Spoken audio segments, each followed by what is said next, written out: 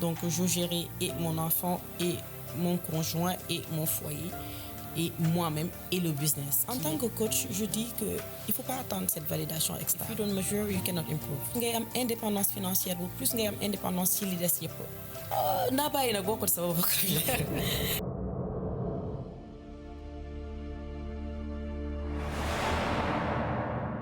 Bienvenue dans La Parole de ta sœur, le podcast qui vous écoute et qui vous comprend. Comme vous le savez, ici on parle de nos ambitions, mais aussi et surtout de nos réalités. Être une femme, c'est porter plusieurs casquettes en même temps. Naka la jigéen ñi di def ba mën di gérer seen ay doom, seen carrière ak seen foyer, loolu la ñuy waxtaanee tey. Et pour aborder le sujet, on a une invitée dont le parcours interpelle.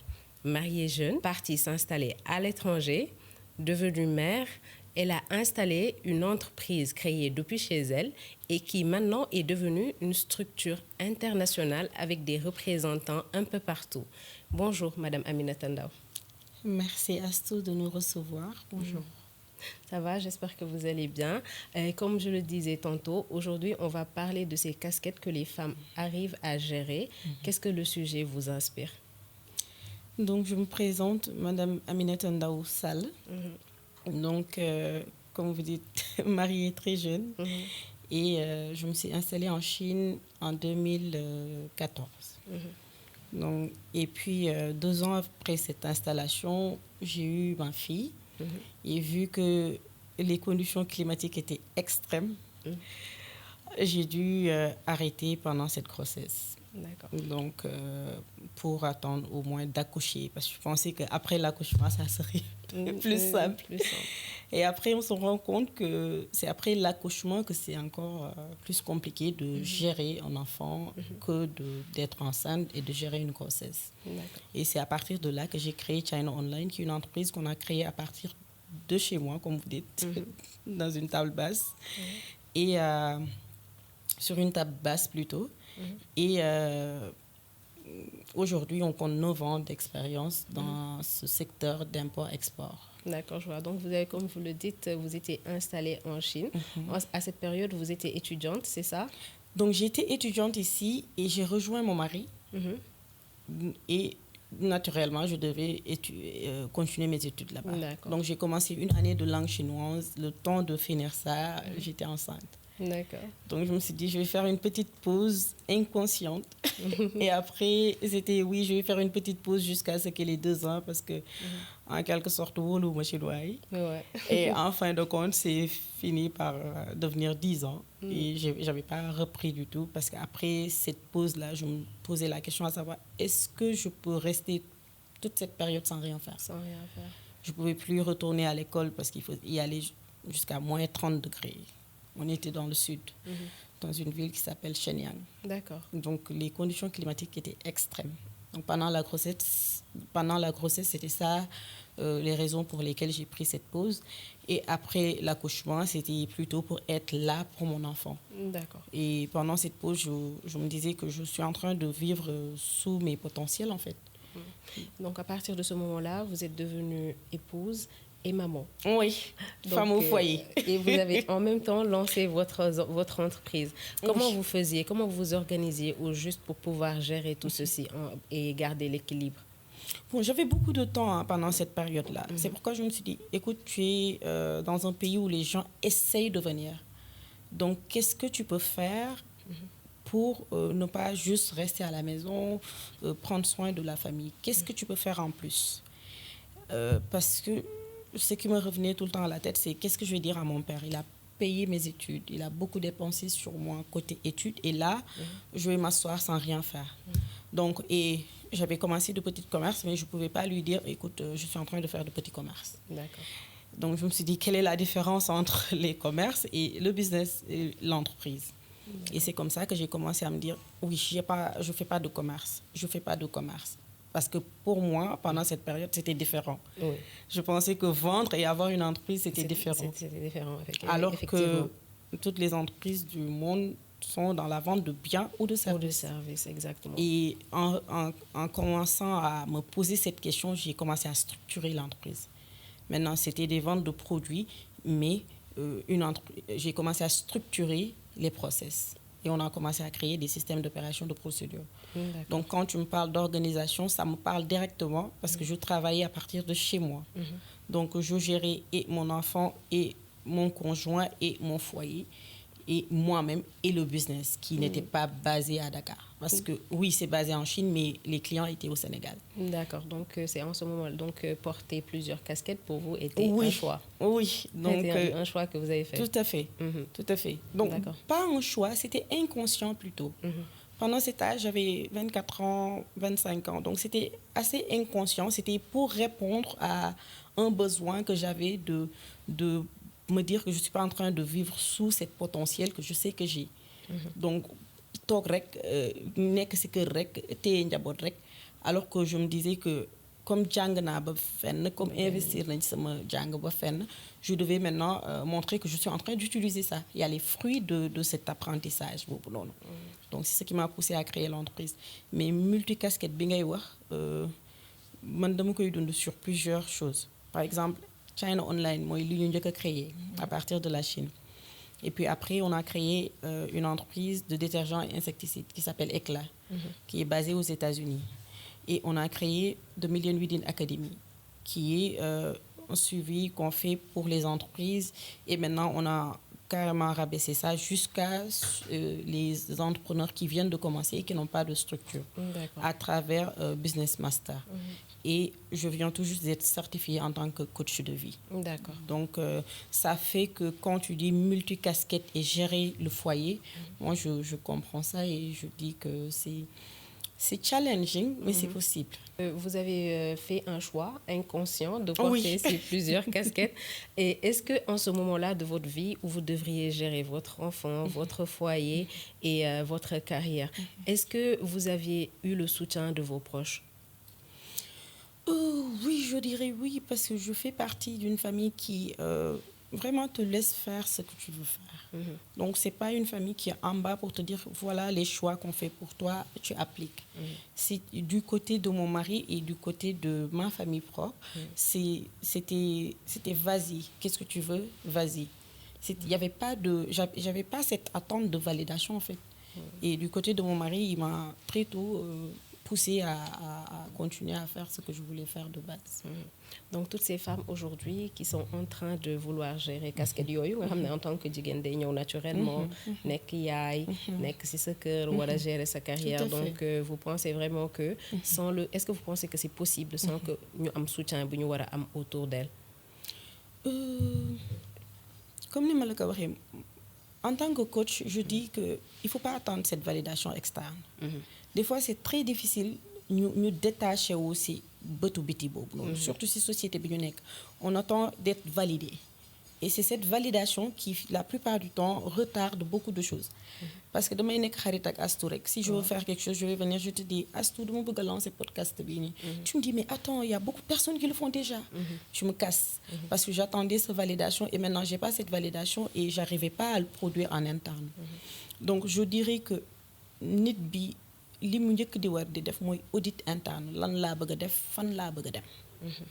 Boo comprendre yow ci sa bopp sa bëgg-bëgg lan la, doo xeexu keneen. Xeexu keneen mooy ma comprendre Astou lan la bëgg a def et j'en fais man li ma bëgg a def.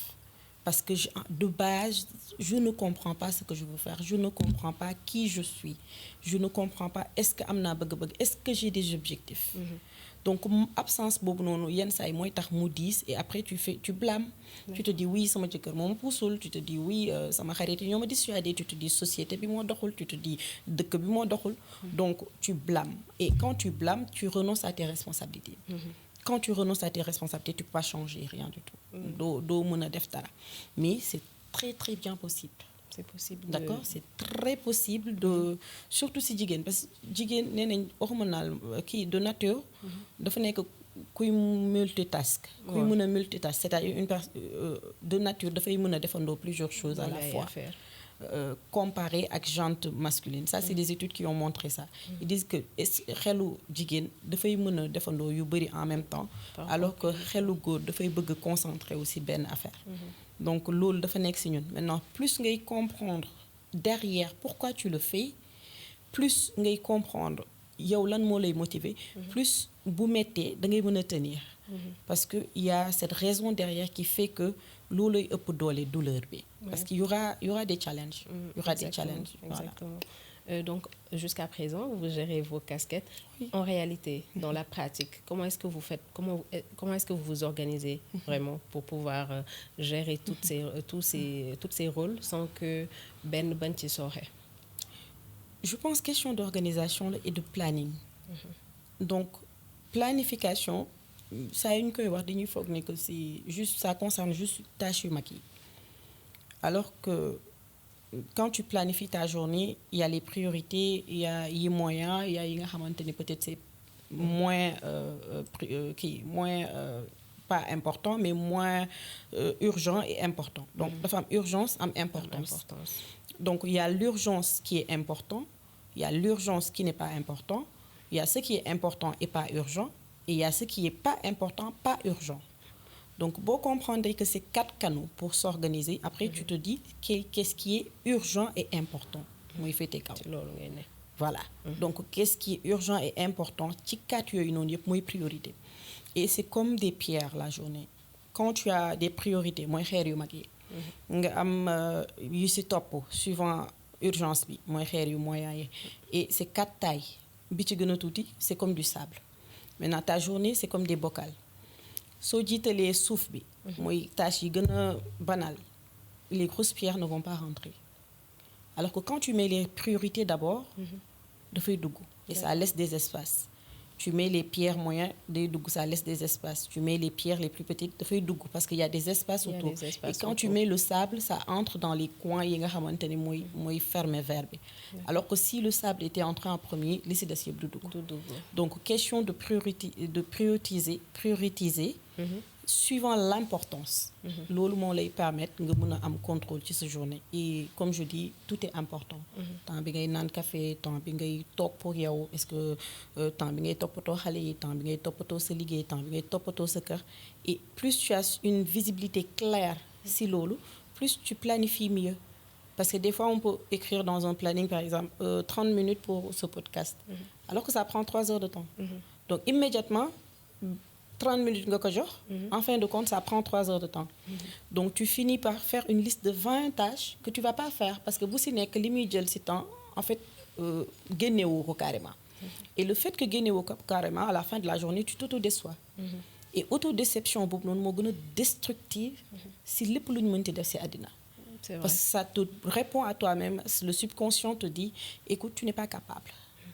Tu n'es pas capable d'être organisé, tu n'es pas capable de réaliser quelque chose. Mënoo gérer kër, gérer doom, gérer kii. Et maintenant, au lieu de prendre nos responsabilités, là, on blâme société. On commence à blâmer. Oui, on commence à blâmer. Oui, c'est parce que awma jànk tey, oui, c'est parce que kër gi yëpp maa ko yor, jàppale wuñ ma, wala j'ai personne, wala c'est moi et tout ça. Et à chaque fois qu'on commence à blâmer, on perd nos capacités, on perd nos pouvoirs. Et on dégage nos responsabilités. Oui. Donc vous l'aviez dit, il faudrait séparer les tâches selon les plus urgentes et les plus importantes, tout à fait. Etc. Donc vous avez parlé de 3 classements. Est-ce que le classement-là dont vous parlez aujourd'hui, c'est une éducation que vous avez reçue, qu'on inculque aujourd'hui, qu'on vous a inculqué à vous, ou c'est juste une compétence que vous avez acquis dans la pratique? Je dirais que c'est les deux, parce que comme damay rechercher lu bari, j'apprends beaucoup. Et aussi, je suis dans cette soif de growth, de grandir. Donc, à chaque fois que je fais quelque chose, je me pose la question à savoir pourquoi àggul ba fi ma bëggoon mu àgg. Ak su ma bëggoon mu àgg ba fi ma bëgg mu àgg, lan laa war a utiliser. Est-ce qu'il y a d'autres personnes qui ont 24 heures comme moi, mais qui arrivent à faire plus? Et je me rapproche et je m'intéresse à ces personnes-là. Et c'est comme ça que j'ai vu qu'il y a plusieurs types de planification yu nga xam ne da lay permettre nga mën a gérer, nga mën a am maîtrise ci sa temps. Voilà. Alors que temps moom mooy ressource bu gën a mag bu ñu am parce que quand ça passe, c'est fini. Tu c'est pas renouvelable en fait. Oui, exactement. Donc on va rester sur ce point, des choses urgentes, importantes, etc. Quand vous arrivez à faire les choses que vous jugez importantes, il y a forcément d'autres choses qui restent peut-être pas faites ou sacrifiées. Est-ce que pour trouver aujourd'hui cet équilibre-là que vous avez, est-ce qu'il y a eu des choses que vous avez dû sacrifier ou que vous ne faites plus, par exemple? Oui, quand tu dis chef d'entreprise, il faut déjà apprendre à dire non. Il faut comprendre c'est quoi l'énergie. Il faut comprendre lan mooy jël sa temps ak est-ce que mérité na jël sa temps. foofu la question bi yëpp di nekkee mooy li ngay juger ne c'est important. Parce qu'aujourd'hui, je peux te dire, oui, Astou, qu'est-ce qui est important pour toi? Tu vas me dire, oui, je vais aller sur TikTok, il faut que je fasse là-bas 2 heures de temps parce que je fais des études de marché. Je te dis, oui, d'accord. Si tu ne le fais pas, qu'est-ce qui va se passer? Non, je ne sais pas, donc et tu vois que ça, tu l'as jugé important. Alors que peut-être pour moi, je ne vais pas juger ça important ou je vais limiter le temps parce que peut-être j'ai une commande, j'ai une cargaison pour moi diligenter. So accès au taille. Suñ ko génnewul tey on va payer des frais de magasinage. Donc important et urgent. Alors que le TikTok, peut-être c'est des informations yi ma fay ut du sax information yu jàll côté c'est des informations importantes. Mais c'est pas urgent. Tu vois? Qui sont pas forcément urgents. Voilà, qui sont pas forcément urgents. Donc nga comprendre lan mooy urgence. Mooy loo xamante ne conséquence bi mën na indi yeneen i affaire. Important mooy loo xamante ni il faut impérativement nga def ko. Parce que dafay laal yeneen yoo nga xamante ne day tourner ci sa dund. Donc urgence boobu noonu importance boobu noonu plus tu les évalues plus tu les classes plus sincèrement que ngay dëggu ak sa bopp si temps bi muy jëw ak yow. di koy mesurer di koy comprendre plus nga koy jox temps bi mu war. Et maintenant tu sauras que tu vas plus planifier 24 heures parce que tu n'as pas 24 heures. 10 heures de temps ça va aller sur nelaw sangu préparer ou génne dugg voilà. Donc il te reste 14 heures. Les 14 heures tu dois manger, tu dois poser, tu dois prier. Donc en fin de compte est-ce que tu as 8 heures? Donc c'est ces mesures-là qui te permettent d'improve. If you don't measure, you cannot improve. Si tu ne mesures pas, tu ne peux pas améliorer. D'accord. Alors que ñun mesure boobu la ñuy ñàkk culturellement parlant même bu ñu togg du ñu mesurer. Parce que dañuy gës rek dañuy yaakaar rek voilà dañuy demee yaakaar. Et booy demee yaakaar doo sentir lan mooy manquement bi. Alors que mesure moom moo la mën a jox des données exactes. Donc moi je mesure tout ce que je fais, je regarde. Quand je prends mon café ça me prend combien de minutes? Et là je sais 8 minutes. Je sais que ça me prend 2 minutes pour faire le café. Donc quand je dis le matin j'ai 10 minutes, je sais que c'est pour faire mon café et le prendre. Et plus nga am maîtrise ci li gën a tuuti ci li ngay def ci journée bi plus nga am maîtrise ci li gën a kawe li ngay def ci journée bi. Voilà. Et là tu parviens à avoir ce contrôle là. Donc commencer ak yi gën a mag déjà daf lay jox benn soulagement le matin. Si tu sais que j'ai 3 tâches yi gën a metti on a l'impression que buñ ko pousser bañ ko def lay gën a oyof alors que boo ko pousser ça reste dans la tête. Donc tu traînes ça dans toute la journée dafay nekk benn charge mentale bu nga xamante ni en fin de compte tu n'arrives à faire rien du tout parce que loolu moo nekk sa bopp. Alors que si tu commences avec ça tu te rends compte que oui j'ai commencé avec li gën a metti donc sama journée dafay oyof si saa si. Même si c'est à 11 heures que tu as fini tu vois que immédiatement tu te sens pleine. Tu te sens pleine. Voilà. Ça t'aide à faire plus. Maintenant dans notre culture comme ni nga ko waxee bokkul ci suñu culture du mesurer bu ñuy togg sax dañuy def rek ba mu dal suñu xel. Donc tenant compte de culture boobu noonu ak suñu quotidien en tant que sénégalais suñu culture tey mën nga xëy nga ne lii moo important pour man lii moo urgent mais tout le temps il y a des imprévus il y a des choses que l'on doit faire. Est-ce que vous pensez que c'est facile aujourd'hui de copier votre méthode sur la vie d'une Sénégalaise lambda qui doit répondre à des attentes surtout culturelles et familiales? C'est une Sénégalaise qui parle, hein? Je ne suis pas chinoise. Oui, je comprends. Donc je pense question de clarté et de boundaries la barrière c'est-à-dire nga mën a xam lan nga mën a joxe nga joxe ko nga mën a xam ne man kat sama bés fii la yem ma ne la Astou j'aimerais très bien t'aider sur ça mais malheureusement mënul nekk tey nga mën a decline nga mën a wax non quand tu ne peux pas parce que tu peux pas tout faire benn waaw boobu wax bu nekk am na leneen looy wax déet donc li ngay sacrifier ak li ngay wax waaw foog ngay mën di mesurer ban moo ci gën a am solo. Parce que si tu ne mesures pas, tu vas faire plein de choses dans la journée. En fin de compte, le soir, tu t'assois, tu te dis, qu'est-ce que j'ai fait? Parce que tu as aidé Astou Sinangamambi, tu as aidé Madame Gassama, tu as aidé qui. Mais réellement, ce qui était urgent pour toi, c'était d'écrire le programme. Tu n'as pas eu le temps de le faire. Oui, après tu vas dire, oui, j'ai pas eu le temps de le faire. Alors que loolu moo nekkoon sa priorité, il fallait que nga calé loo xamante ni c'est intransigeant, tu te dis lii dama koy def. Voilà. J'ai parlé tout à l'heure de la femme sénégalaise lambda Oui. et vous portez quand même un message très important qui est le leadership féminin. D'ailleurs, vous faites des formations dans ce sens-là. Est-ce que vous incluez dans vos formations, vous tenez en compte ceci? Par exemple, est-ce que vous aidez les femmes vraiment à pouvoir gérer le quotidien, mais en gardant toutes ces casquettes-là, Tout à fait. sans perdre l'équilibre? Oui, loolu moo tax formation bi première journée bi ça touche pas le business, c'est le développement personnel. C'est-à-dire avant même de commencer avec toi, qu'est-ce que tu fais, qu'est-ce que tu veux créer, c'est quelle entreprise que tu veux booster, on commence avec la personne. Toi, Astou, c'est quoi ta journée? Qu'est-ce que tu fais? Tu es qui? Qu'est-ce que tu veux faire? Fan nga jëm. Nous comprendre déjà, toi, l'être humain, est-ce que tu es déjà en phase avec toi-même? Avec toi-même. Parce que si tu n'es pas en phase avec toi-même, moi, waral Astou ñëw jël sa énergie, jël sa temps dem. Alors que c'est des ressources yi nga xam ne mënu la ko fay. Mënu la fay sa temps, mënu la fay sa énergie, mënu la fay li nga nekk di def. Li mu jël si yow. Ça peut être juste une discussion. Ma ñëw wax loolu 2 heures de temps sur des faits de divers. Je te dis, Astou, tu sais ce qui se passe. Et on y va. Émotionnellement, on perd 2 heures de temps. Bëgg a xamante ni mënuñu ko remplacer si daal. Donc déjà, la personne, sa relation avec elle-même, sa relation avec tout ce qui l'entoure, nga mën comprendre yow sa bopp, mën a jox sa bopp li am priorité ba pare, nga mën a gérer tamit li la wër. Parce que dafa am pàcc, dafa am part si yow. Et comme tu dis, on est dans une société bu nga xamante ni famille dafa am part. Yow ci sa bopp dafa am loo xamante ni ñoom ñoo seen wàll la si yow.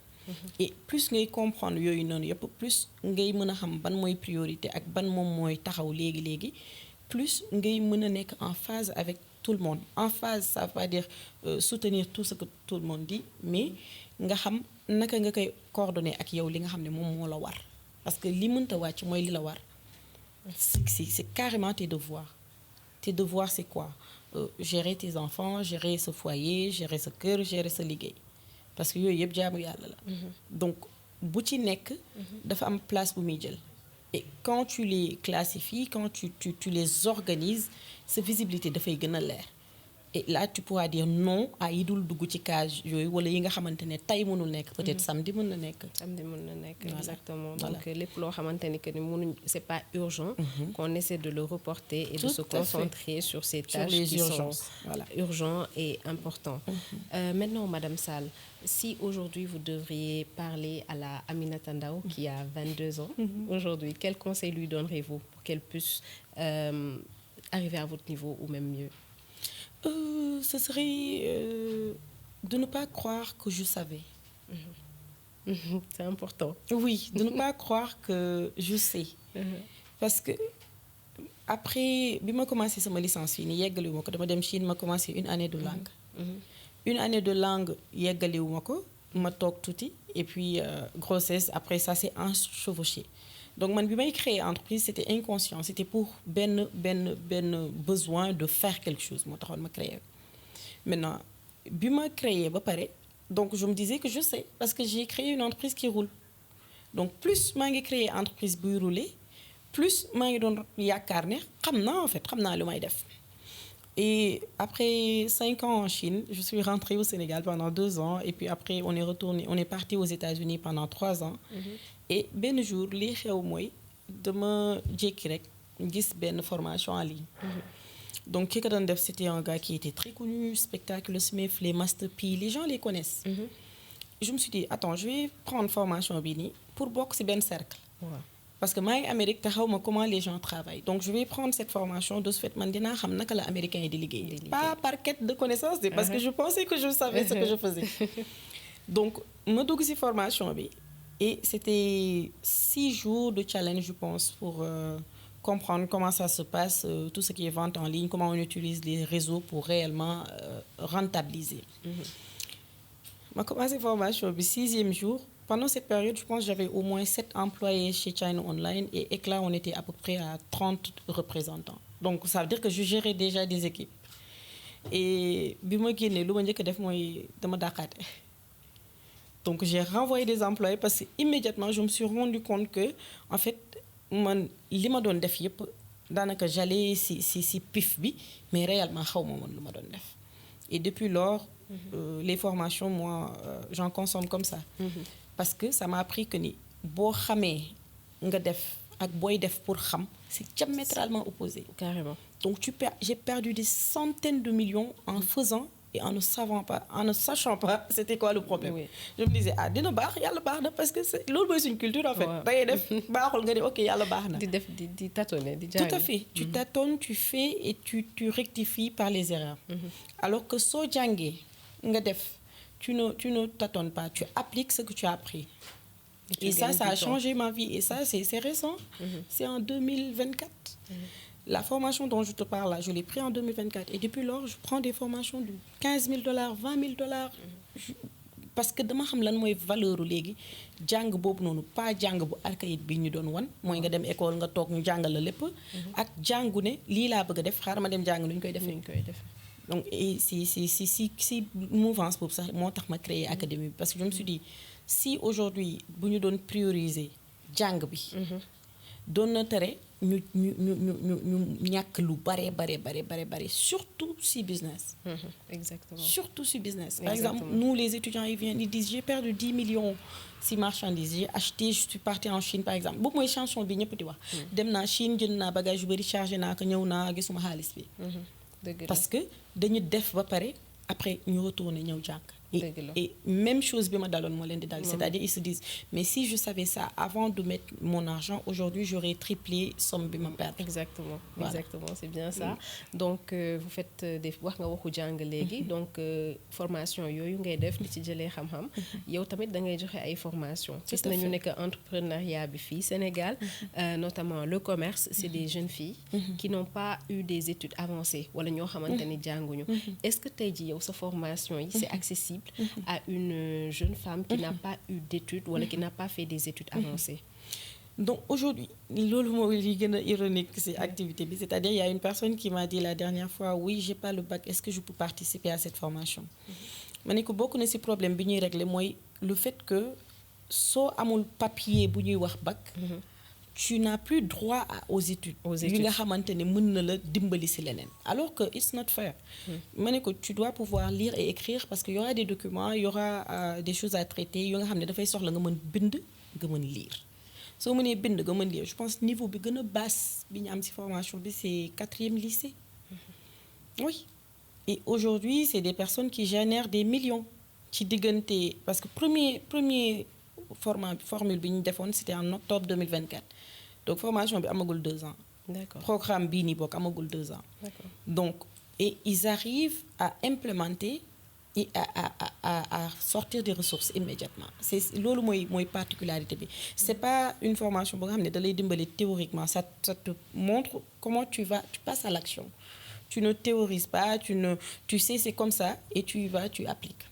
Donc niveau bi li ci am solo mooy ne nit ki mën a lire mën a bind et maintenant on a des personnes qui ont des bac plus 5 qui sont des cadres dans des sociétés donc pour dire que échelle boobu noonu diggante ki nga xam ne dafa jàpp que ne xamul je pense ñi gën a jeune c'est 21 ans 23 ans ñi gën a âgé on est sur du 62 ans. Wow. Donc tu vois un peu que oui décalage bi c'est énorme. Parce que ñoom ñaar ñëpp fi ñuy tasee mooy dañu bëgg a def dara et dañu bëgg a xam ni ñu koy defee. Donc âge bi amul solo. bëgg-bëgg bi moo am solo foofu. Ndax amoon nga des papiers yuy valider yow yaay kan amul solo.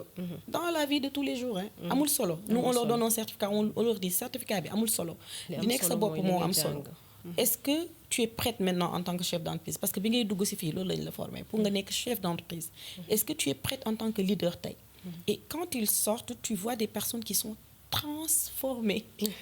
C'est-à-dire que c'est diamétralement opposé entre la personne qui entre et la personne qui en sort, qui aujourd'hui est consciente, qui vit avec pleine conscience moom mooy kan fan la toll fan la bëgg a dem lan mooy gis-gisi àddinaam fan la ci toll ci digganteem ak boppam d'abord parce qu'on oublie toujours cette relation qui est plus importante c'est la relation qu'on a avec nous-mêmes. Donc boobu toujours dañ koy reléguer au second plan wala duñu sax yëg existence am. Loolu moo tax formation bi ci loolu lay commencer. Maintenant accompagnement boobu mooy accompagnement bi gën a basique bu ñuy def. C'est la formation bi nga xam ne mooy porte d'entrée bi. Maintenant on accompagne aussi des chefs d'entreprise yu nga xam ne dañu yor business et ça peine à rouler. wala du ñu xam lan mooy problème bi on vient en tant que consultant ñu accompagner la pour 8 semaines. Voilà seen business. Tout à fait. Et il y a un autre accompagnement de 6 semaines bu nga xam ne il faut au moins nga atteindre yenn chiffre d'affaires yi il faut nga am personnel et cetera et cetera. D'accord. pour que nga mën a bénéficier loolu. D'accord donc formation bi képp koo xamante ni tey mën na bind. mën na lire rek mën na ci bokk. Oui, quel que soit même su fekkee jàngul. et que Tout à mën na fait. bind mën Tout na à lire fait. rek Tout mën à na fait. mën na bokk Tout à ci fait. formation Tout bi. à fait. Léegi madame la femme sénégalaise aujourd'hui quand vous regardez la société il y a plusieurs femmes beaucoup des milliers qui tey ñu ngi ci sëy mais amuñu activité derrière amuñu sax activité bu leen di permettre tey jii gis nañu madame Sall bëgg nañ def formation mais amuñu activité wala amuñu moyen ñëw def formation kooku tey lan nga koy wax pour que mu mën a démarrer dara fi mu nekk. De commencer. Tu sais, nous, on se donne tellement d'excuses. On te dit, on n'a pas de financement, on n'a pas ça, amuñu ku ñu buur, amuñu mag, amuñu lu ma defee formation. On te dit tout ça. Mais tu commences. D'accord? Moi, mon entreprise, je l'ai commencé comme ça dans le pif. Il n'y avait pas de fonds. Premier fonds, ça veut dire que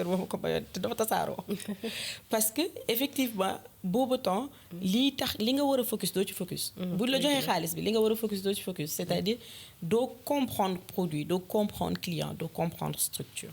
Alors que de base, ce qu'il faut faire, c'est que tu comprends d'abord qu'est-ce que tu veux faire et est-ce que les gens sont prêts à payer pour ça. Et pour comprendre ça, tu n'as pas besoin d'argent. Si je viens, je te dis, Astou, est-ce que pour ton produit-là, je peux venir et gérer habillement au Nitidouk gratuitement? D'accord? Je viens, je te laisse utiliser mes tenues gratuitement. Tu vas me dire oui, parce que ça complète quelque chose que tu fais déjà. Ça te coûte rien du tout. Donc, tu vois un peu, nous avons commencé le business, c'est-à-dire on commence déjà à pouvoir tâter le terrain pour savoir est-ce que réellement le besoin il est là. léegi nag ñun loolu duñ ko def dañuy jékki-jékki rek daal di ñaw sans yére ñëw ne la Astou waaw kii nga ne non c'est que c'est-à-dire j'ai déjà un sponsor. Alors si on avait déjà posé la question on saurait que tu avais déjà un sponsor et on va déjà peut-être démarcher beneen type de client. C'est exactement ça. Maintenant vous êtes femme leader, chef de plusieurs entreprises et vous formez des femmes leaders dans une société patriarcale. Est-ce que vous en souffrez un peu? Est-ce que vous avez rencontré quelques difficultés dans notre société sénégalaise où tàmmuñu di gis jigéen ñi di jiite wala di nekk ci yenn instances yi? Peut-être des formations là chez moi que je n'évalue pas le négatif par exemple. Je n'arrive pas à voir quelque chose de négatif. Quand une personne me fait ben rejet peut-être pour dire oui, je sais pas, dans la formation, moi ce que je vois c'est une personne qui n'a pas encore la maturité de savoir besoin. Je le prends pas personnellement en fait. Et de tout ce qui se passe autour de moi, je n'arrive pas à voir le négatif parce que je vois la personne, je vois niveau nit qui fait mon nek. Et le fait que je puisse faire ce détachement non émotionnellement ak nit ki wax ak man mooy kan ça fait que duma wax ne que ni oui j'ai difficulté bi wala j'ai difficulté bi nii damay comprendre que Astou niveau am fii la yaakaar na ne ça va c'est bon elle est stable soxlaagu ko bés bu ko soxlaa dinaa ko mën a dimbali mais c'est pas un problème que Astou jàpp que ni on ne peut pas l'aider si foofu la niveau am toll foofu la gis-gisam toll et quand tu acceptes les autres quand tu acceptes que ku ci nekk mën a am gis-gisam tu vis d'une autre manière. Voilà, tu n'es pas dans le jugement, tu n'es pas dans recherche ou validation en fait. Voilà, le programme bi ma koy commencé, j'ai pas attendu de validation, je l'ai commencé et j'ai lancé. Et jusqu'à présent, je n'attends pas de validation. Damay xool lu ma war a def lu ko mën a améliorer, je regarde ñi siy génn lan la ñuy wax. Lan la ñuy am. Est-ce que ça va? Est-ce qu'il y a des points qui me signalent? Maintenant, quand ils disent oui, cours bi dafa gàttoon wala dafa guddoon, je me pose la question à savoir est-ce que c'était pour ñoom? Est-ce que c'était bien?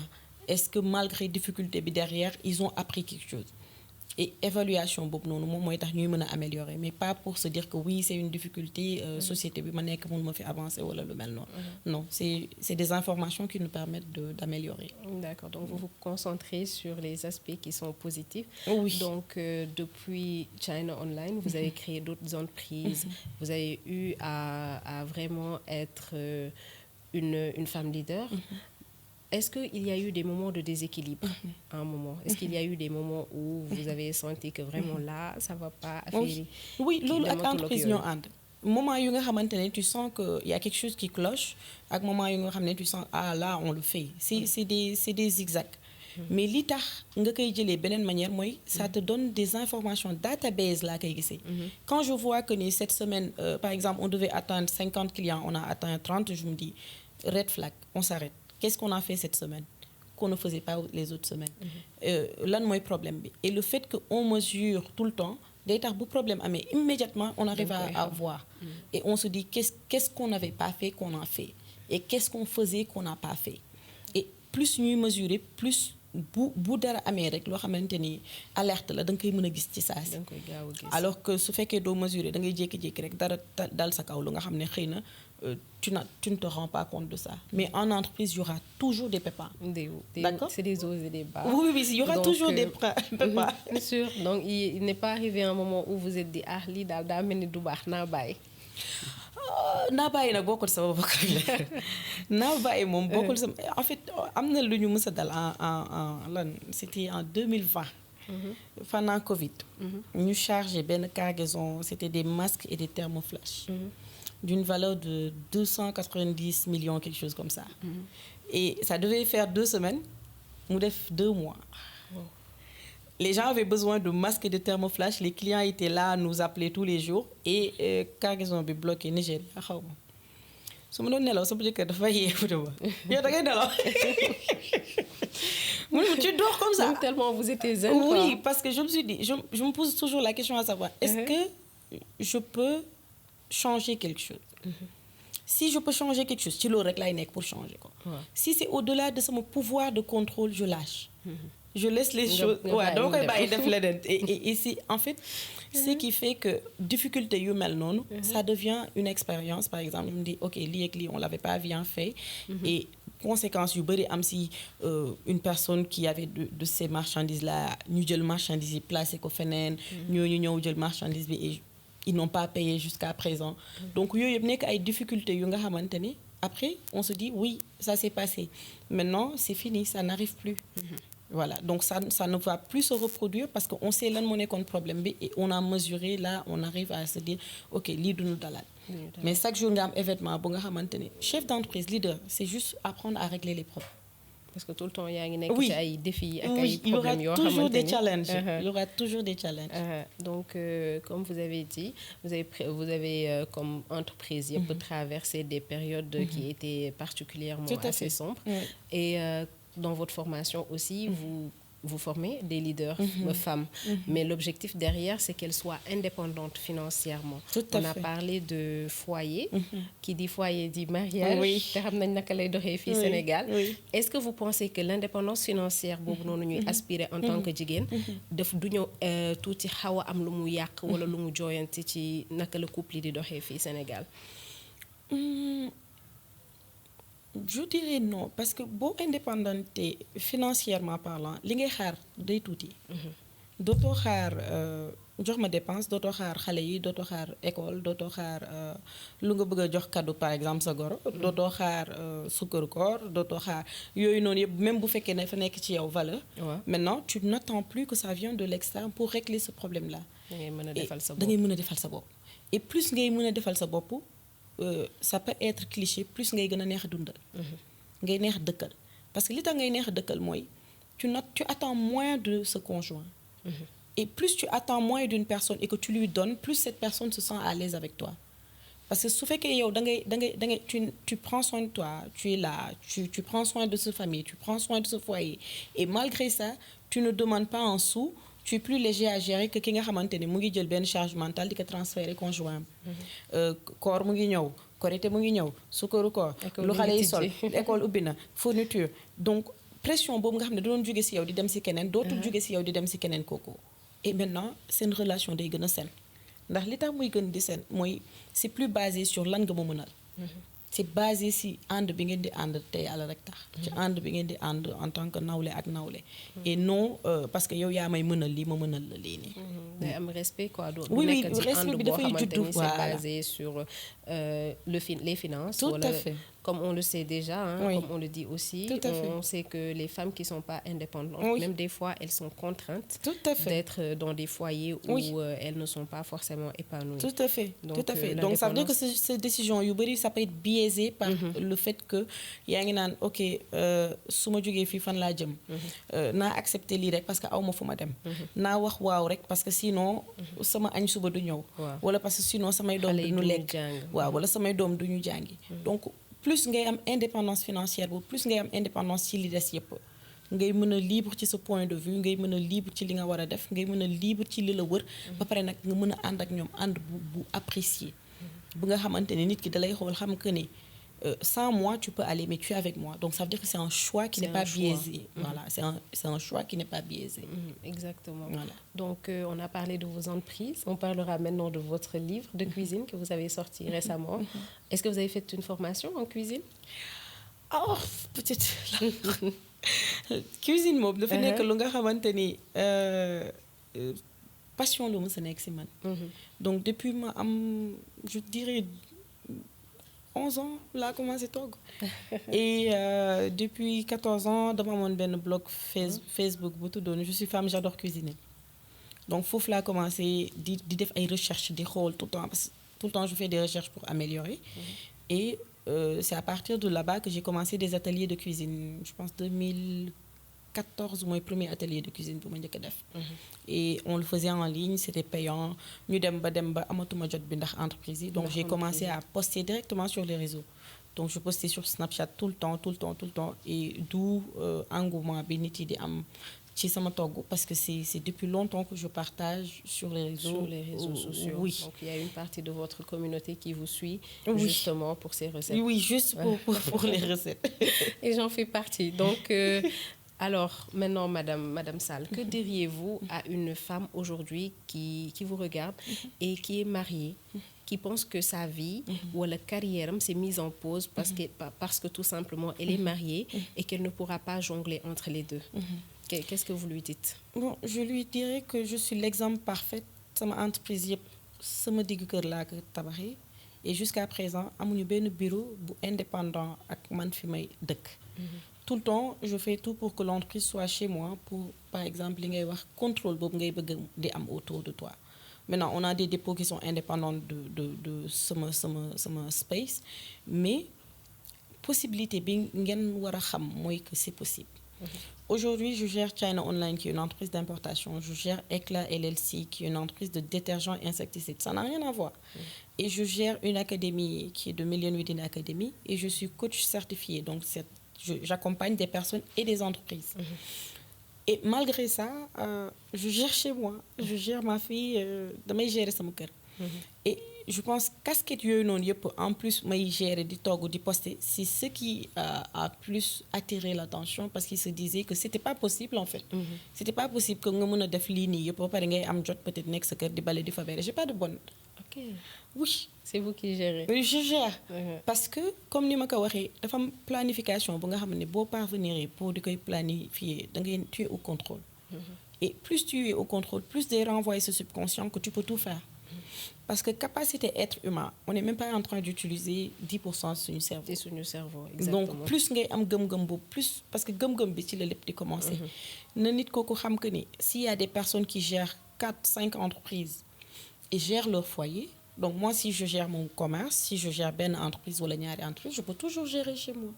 Donc ça demande de l'organisation, d'autant plus qu'au Sénégal tu as beaucoup d'aides, tu peux avoir une aide ménagère, tu peux avoir une assistante, tu peux avoir une nounou. Alors que moi les 5 ans que yi ma dund Chine maa nekkoon sama aide ménagère may fóot may paase may bale may togg.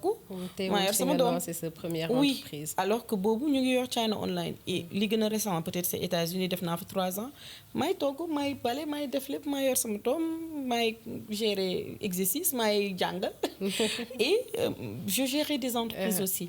Donc pour dire que gëm-gëm bi bu fi nekkee tu peux le faire. Voilà, il faut croire d'abord que tu peux le faire pour le faire. Nous arrivons au terme de cet échange. Merci beaucoup Madame Sall pour votre profondeur. Alors, cet échange nous rappelle juste que derrière les mythes du superwoman, il y a juste des femmes comme vous et moi qui ont appris à s'organiser et à gérer les casquettes qu'elles portent tous les jours. Merci à vous d'avoir suivi jusqu'ici cette émission. Merci aux gens de la régie et un grand merci à tous qui ont participé à l'esthétique de cette émission. Nour Style pour la tenue, Aïta pour le maquillage et Zainab Fashion pour les bijoux. Nous vous donnons rendez-vous la semaine prochaine pour un nouveau épisode de La Parole de ta sœur. Entre-temps, on peut interagir sur les réseaux sociaux, que ce soit TikTok, Instagram et Facebook. À très bientôt.